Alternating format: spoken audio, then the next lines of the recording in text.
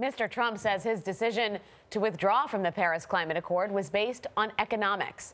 For more on this, we're joined by Brian Deese, current senior fellow at the Harvard Kennedy School of Government and former senior advisor to President Obama.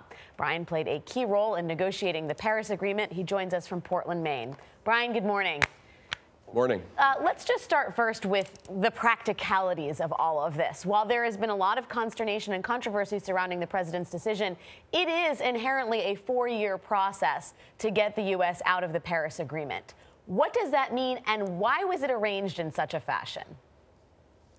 Well, that's right. And ironically, the first day that officially the U.S. could withdraw is the day after the 2020 presidential election, so some time from now. It was structured that way because this agreement was meant with the long view in mind. And so countries all around the world, for the first time in history, came together in common cause to try to do something about climate change. And so the process to get there was long, and the process to withdraw was also intended to be significant. Brian, the president said he's open to renegotiating this. Is that a viable option? I think that's incoherent. You have to understand what the actual Paris Agreement is. The Paris Agreement is based on voluntary commitments by countries. So nobody outside the United States is imposing anything on our country. We set our own target. We make our own plan. So if President Trump wants to get serious about climate change and wants to put forward his own strategy for how to address this issue, he's completely free to do so under the agreement. I think this notion of renegotiation is largely an attempt to hide behind what is really an act of America retreating from the world. Brian, what about the fact that the president makes a case for the economic argument, that this is going to cost American jobs? What is your response to that?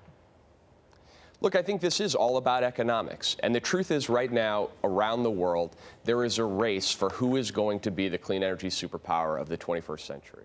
This old, outdated idea that somehow we have to trade off between protecting our air and water and growing our economy is just no longer true. The United States has seen consistent job growth for the last 8 years under President Obama, while reducing our emissions more than any other major economy. So the truth is, this is about economics. There are more than 3 million Americans who work in clean energy and energy efficiency around the country.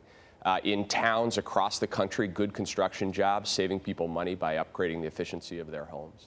And those are the kinds of jobs that are growing faster in the economy right now, and the kind of jobs we should want more of. So we should be trying to position ourselves to win those jobs in the future and win those export opportunities in the future, not retreating into a defensive crouch and saying that we should stand with Syria and Nicaragua while the rest of the world tries to get those economic benefits. Brian, we're seeing some companies and CEOs, not just some companies and CEOs, but some states actually make their own commitments to the accords in effect. How much can they actually do? Well, look, you're right. You've seen every major U.S. company come out and say this is the right thing to do. And in fact, that when this administration is far to the right of Exxon on an issue around climate, you know that something's wrong.